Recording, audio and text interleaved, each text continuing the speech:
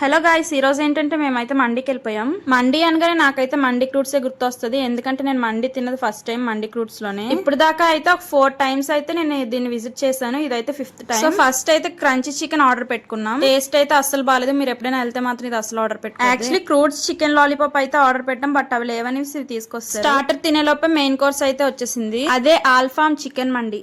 ఆల్ఫామ్ chicken అంటే ఏదో అనుకోవద్దు, అది జస్ట్ తందూరి పీసెస్ అంతే. లుక్ అయితే చాలా బాగుంది కదా.